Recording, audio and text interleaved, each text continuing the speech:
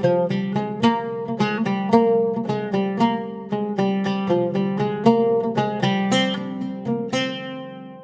இன்னைக்கு soya chunks வச்சு ரொம்ப டேஸ்டியான கட்லெட் ரெசிபி எப்படி பண்ணுறதுன்னு பார்க்க போகிறோம்.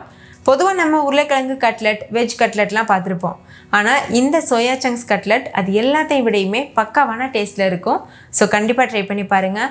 சோயா சங்க்ஸ்னாலே கிரேவி, பிரியாணி அப்படி இல்லாமல் ரொம்ப டிஃப்ரெண்ட்டான முறையில் கட்லெட்டும் பண்ணி பாருங்கள். ரொம்பவே உங்களுக்கு பிடிக்கும். ஹாய் ஃப்ரெண்ட்ஸ், வணக்கம். என் பேர் Abhi. Welcome to Indian recipes Tamil. வீடியோக்குள்ளே போகிறதுக்கு முன்னாடி நம்ம சேனல் இந்தியன் ரெசிபீஸ் தமிழை சப்ஸ்கிரைப் பண்ணிக்கோங்க. கூடவே இருக்க பெல் சிம்பலையும் கிளிக் பண்ணிக்கோங்க.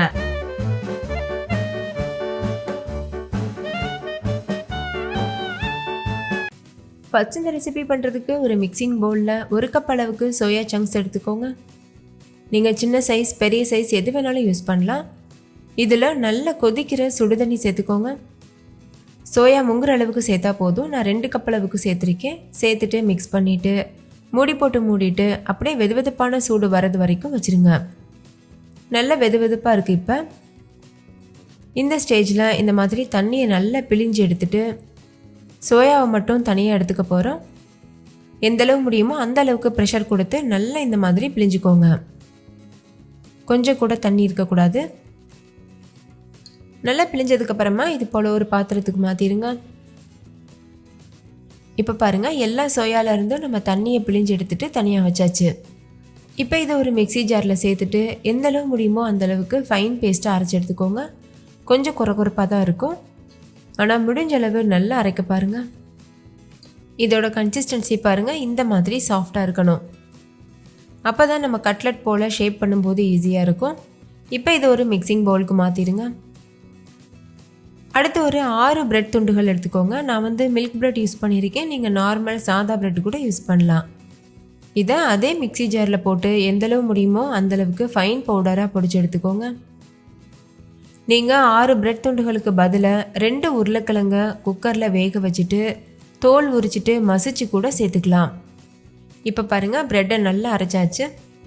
இதையும் நம்ம மீல் மேக்கரோடவே சேர்த்துடலாம்.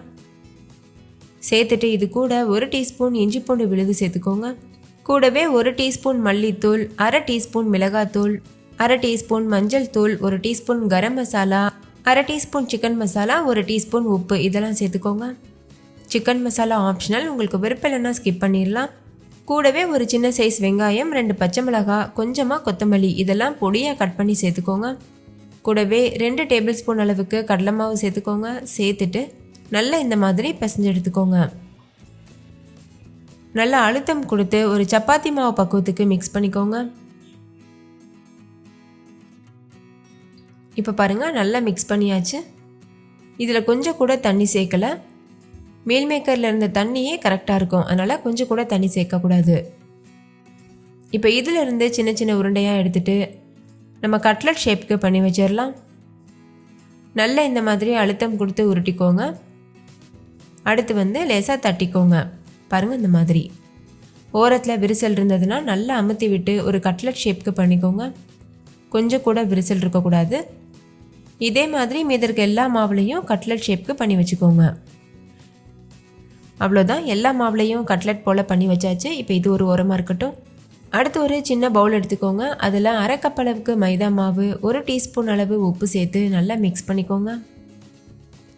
நல்லா கலந்ததுக்கப்புறமா இது கூட தேவையான அளவு தண்ணி சேர்த்து தோசை மாவை விட தண்ணியான பக்குவத்துக்கு மிக்ஸ் பண்ணிக்கோங்க. தோசை மாவு போல் கூட இது கெட்டியாக இருக்கக்கூடாது, அதை விட நல்லா தண்ணியாக இருக்கணும். ஸ்டார்டிங்கில் இந்த மாதிரி நல்லா கெட்டியாக மிக்ஸ் பண்ணிவிட்டு அதுக்கப்புறமா தேவையான அளவு தண்ணி சேர்த்து மிக்ஸ் பண்ணிக்கோங்க. அப்போ தான் கட்டிகள் விழாமல் இருக்கும். ஸ்பூனில் மிக்ஸ் பண்ணுறது கஷ்டமாக இருந்ததுன்னா கை வச்சு கூட கலந்துக்கலாம். இப்போது மாவு தயாராகிருச்சு. இது ஒரு உரமாக இருக்கட்டும். இன்னொரு பக்கம் நான் கார்ன்ஃப்ளேக்ஸ் இருக்குல்ல, அதை இந்த மாதிரி நுணுக்கி எடுத்து வச்சுருக்கேன். நீங்கள் இதுக்கு பதிலாக breadcrumbs கூட யூஸ் பண்ணலாம். கார்ன்ஃப்ளேக்ஸை நுணுக்கி யூஸ் பண்ணும்போது நல்ல கிறிஸ்பியாக மொறுமொறுவாக டேஸ்டியாக இருக்கும். இப்போ எல்லாமே தயாராக இருக்குது, நம்ம பொரிச்சு எடுத்துடலாம். ஃபஸ்ட்டு இந்த கட்லெட் எடுத்து நம்ம மாவு தயார் பண்ணியிருக்கோம்ல அதில் டிப் பண்ணிக்கோங்க. இந்த கட்லெட் முழுமையாக கோட் ஆகணும். அடுத்து இதை இந்த கார்ன்ஃப்ளேக்ஸில் வச்சுருங்க. வச்சு இதையும் நல்லா கோட் பண்ணிக்கோங்க. பாருங்கள், இந்த மாதிரி எல்லா இடத்துலையும் படுற அளவுக்கு திருப்பி விட்டுக்கோங்க. நான் ஏற்கனவே சொன்னது போல் நீங்கள் breadcrumbs கூட யூஸ் பண்ணிக்கலாம் இதுக்கு பதிலாக. அதே மாதிரி இந்த மைதா மாவு தயார் பண்ணி வச்சுருக்கோம்ல, அதுக்கு பதிலாக நீங்கள் 2 முட்டையை ஒரு பாத்திரத்தில் எடுத்து கொஞ்சமாக உப்பு சேர்த்து நல்லா மிக்ஸ் பண்ணிவிட்டு அதை கூட நீங்கள் டிப் பண்ணுறதுக்கு யூஸ் பண்ணிக்கலாம்.